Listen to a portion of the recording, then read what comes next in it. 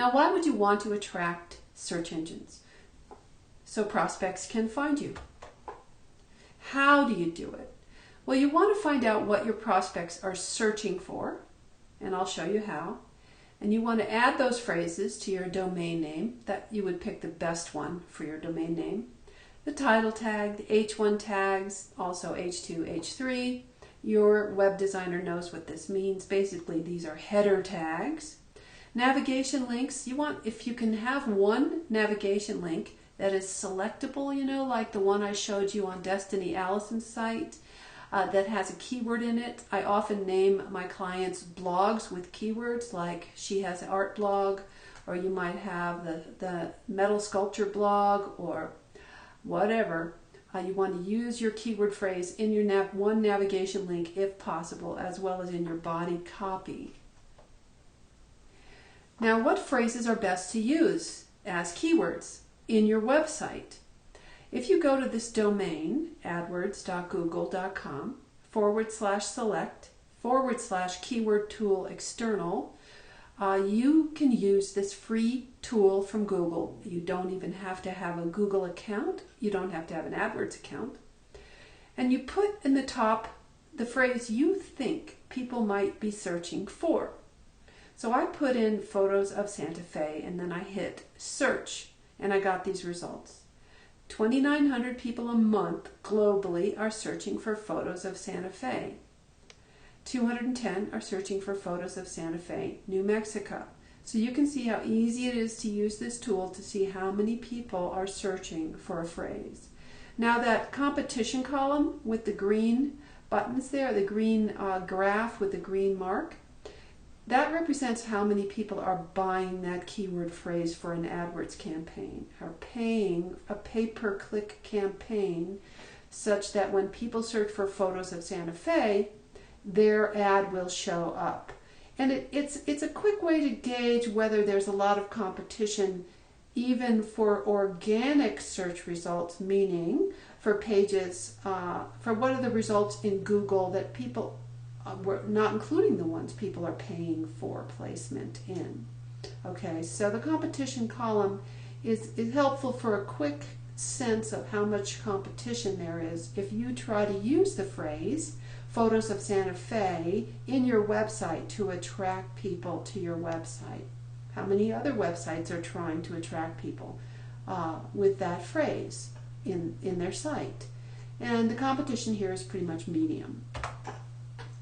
I know this can be a bit overwhelming, so with that in mind, I am giving you a simple tutorial now in how to make a free Blogger website. So I'm doing this because Blogger now lets you have a custom domain, and one of the ways that I get people to page 1 of Google quickly is with a really good domain name. And in other words, let's say photosofsantafe.com would be a good domain name because almost 3,000 people a month are searching for it. And the domain name does have the most power that I've found of anything to get you on page 1 of Google. And now you can have a custom domain with Blogger, whereas before you could only have photosofsantafe.blogspot.com. So you go to blogger.com and you put your email and password in if you have a Google account, or you choose to get started and then it'll walk you through getting an account. Once you've got an account, you can go to the next step, which is to give your blog a title, and it might be oil paintings of Santa Fe, for instance. And then you want a blog address, and this is something people might search for, right? Oil paintings of Santa Fe. So you would put that in there and see if it's available. Of course, at this point, you're asking for the domain oilpaintingsofsantafe.blogspot.com, and we won't be able to get the custom domain till later. And then you hit continue, and you choose a starter template. I just chose this one here, the simple one, and just because I'm making a quick tutorial for you, but you would probably want to dig around and find the right one for you. And now it says your blog has been created, and you can click on Start Blogging. Now, I wanted to add a picture right away, and so you can, and pretend this is an oil painting of Santa Fe, okay? So I clicked on the picture icon that's surrounded in a red box there, and I put a title and I put some text. If I had been thinking clearly and I wasn't working so late when I made this video, I would have put a title like Winter in Santa Fe, Winter Scene in Santa Fe Winter Photo as the title, something people might be searching for. And I probably would repeat that text next to the picture. And then see in the lower left where it says Publish Post? You can just publish it. And it says your blog post published successfully. And in the upper right, see where it says View Blog? You click on that. And there it is. What I just created. It's a website. It's a blog. And you might wonder, what's the difference between a blog and a website? Well, that difference is getting less and less all the time. Blogger actually lets you have regular web pages now. I didn't do that for this tutorial, but it's not hard. Now, do you see in the upper right the red box next to Design?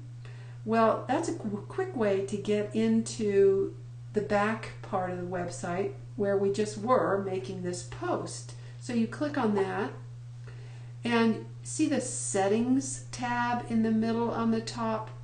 Now we're going to try to get you a custom domain, okay? So we want to have a custom domain name that doesn't have blogspot.com in it. In order to do that, you go to Settings and then click on Publishing. And then you click that link that says Switch to Custom Domain. And so we're asking for oilpaintingsofsantafe.com, and we're going to check availability. Okay?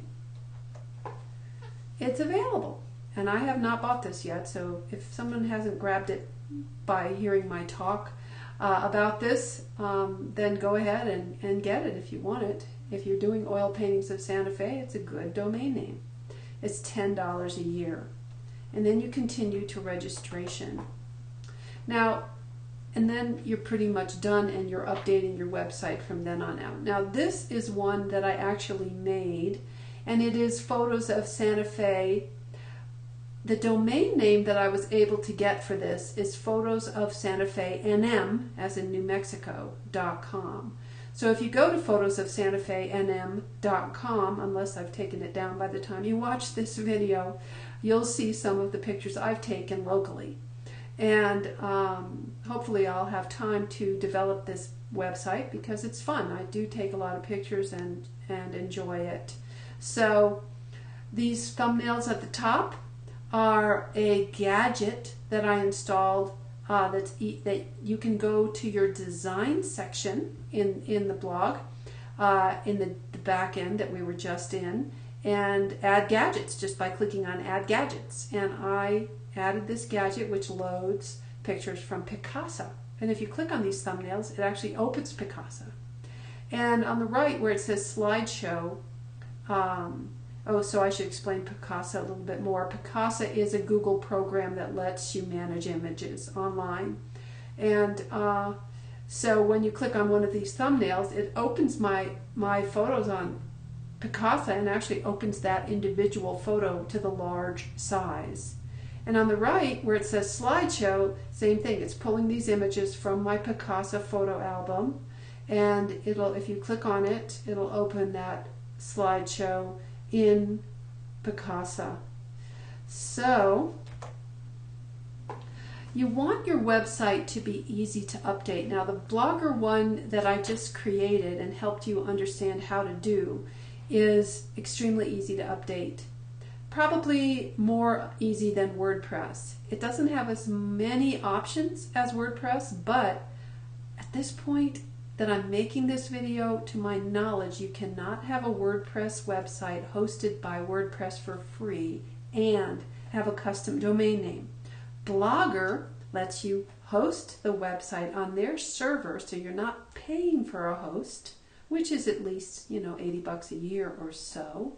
I guess there are some that are much cheaper. So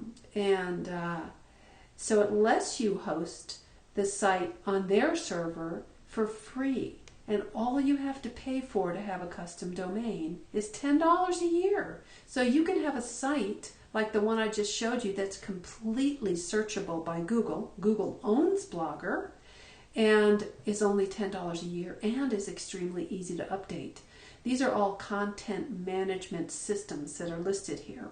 Blogger, WordPress, Joomla, and Drupal, and these are just a few. I'm a Joomla fanatic. All my clients have websites built in Joomla now because it's got all kinds of sort of steroidal plugins you can put in and do all kinds of interesting things and still have an extremely search-friendly website that's relatively easy to update. I do little tutorials for my clients so that they can be reminded about how to update their website, and many of them find it very easy. Some don't, but many do.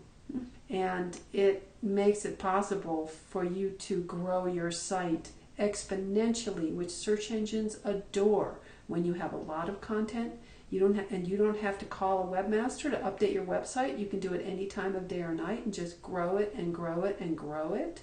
Search engines love that. So do viewers, especially if they're interested in you and what you're offering. Drupal is another one like Joomla that I haven't used, and I think it has pros and cons, and well, no doubt pros and cons, just like all of these do.